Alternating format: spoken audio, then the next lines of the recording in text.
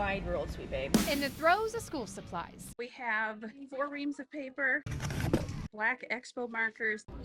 Ow! Yeah. Parents are helping to set their kids up for success. We bought some stuff on clearance last year, so we kind of shopped the closet.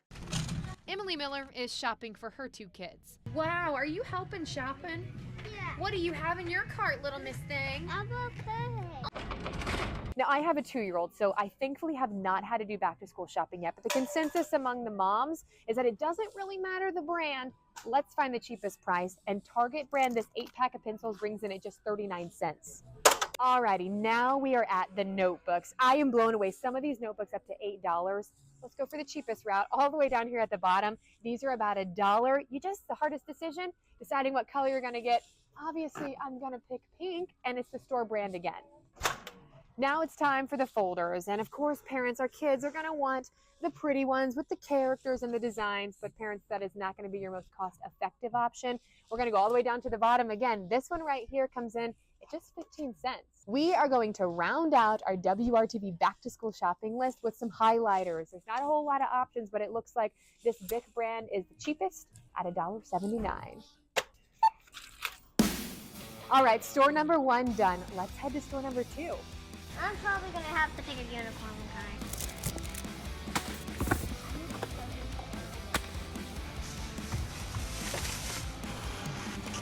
And the prices are climbing. Let's check out store number 3.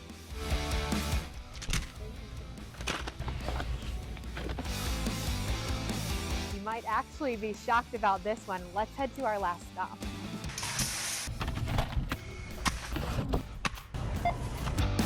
Now that's a wrap on our back to school shopping. Let's go compare the prices.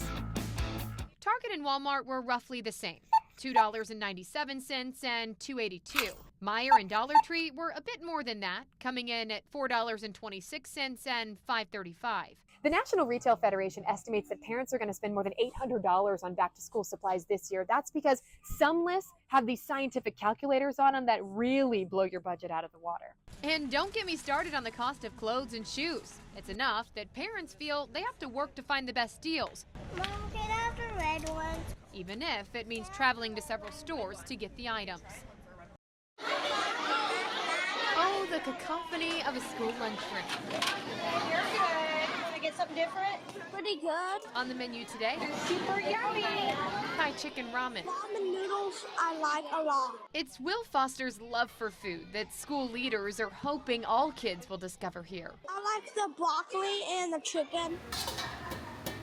From the food prep to the lunch trays, it's all about diversifying food options for students. Makes us feel good that we're introducing kids to new things and new flavors. Ramen noodles, tikka marsala, empanadas, piata, and a curry chicken certainly aren't the square pizza I'm used to for school lunch. It's all part of Hamilton Southeastern's Global Meals Initiative to give kids a chance to try things from other cultures. If we introduce in the elementary, as they grow into the bigger schools, they're more likely to try new things as well. Would you like to try one? And it's been a big hit. And it was so good you went up to get more? Yeah. The kitchen staff underwent a culinary training to help their team learn more about prepping fresh food options. That focus was on providing healthy, diverse nutrition options for their more than 2,100 students. Oh, I want to get that. Thank you. You're welcome. What are you working on? Miss Leah Beardsley has been teaching for 25 years, 20 of those in Lawrence Township. What word are you spelling, Emma? As a second-generation educator in the township, it's no secret she loves these kids like her own. What are you working on? Which perhaps makes this moment even more special. My parents would be so happy. Beardsley just named Teacher of the Year at the Early Learning Center at Amy Beverly Elementary in Lawrence Township. I know them everything. I was so lucky. It's yet another milestone her parents won't get to celebrate with her. Your world changes immediately. Everything that you knew. I mean, I don't think I ever thought it can't be me, but I never thought it would be me. Both parents died from cancer.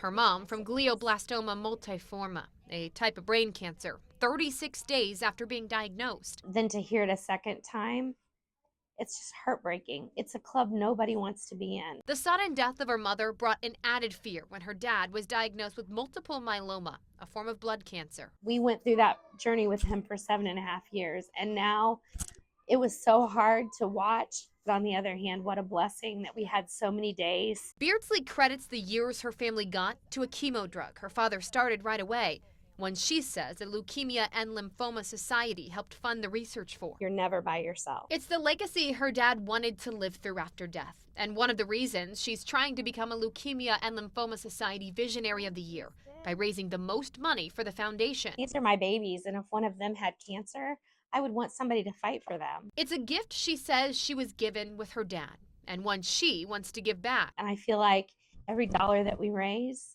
if it gives somebody one more day with their person, I'm winning. And they win. It's taking her passion for helping How are we doing? beyond the classroom. Are you having to pick out the sounds? Kaitlyn Kendall, WRTV.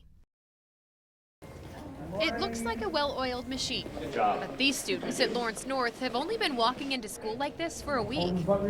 It makes me feel confident coming to school. Probably one of the most accurate on the market right now. It's new safety technology that the district says they're implementing to keep weapons out of their schools. I feel a little more secure because a lot of times people carry that stuff in their bags, so it's a lot easier to find. So here's how these metal detectors work. Everybody coming into the school has to walk through them, and they're calibrated in a way that they're not going to set off things like your keys or your phone. But they will set off heavier metal items in your backpacks, like laptops and, of course, weapons. Instead of focusing on my work, I would be thinking about other things, about my protection and safety. But I feel like now since we have this, I don't have to worry about my protection so much. Safety for our kids can be a fear for parents daily. Parents send their kids out the door every day, and we never have 100% of the worry taken away, right? But what we've seen in the last 20 years is really a concern. When I send my child to school, are they going to be safe? The district says they hope it'll also act as a deterrent for anyone trying to get into the school with a weapon. They have two responsibilities: educate and keep our kids and our community safe. So for me, this is a welcome addition to all of our secondary schools. 21 units have been placed at middle and high schools in the district, a $350,000 investment, something students say is much needed. Do you think that parents would be surprised how many kids have weapons? I feel like they would. I will see people posts on social media oh, new gun or whatever, and then there was the incident at the basketball game. It's here, it's happening. Don't try to think, oh, we don't need this, because we do. It's important for our safety.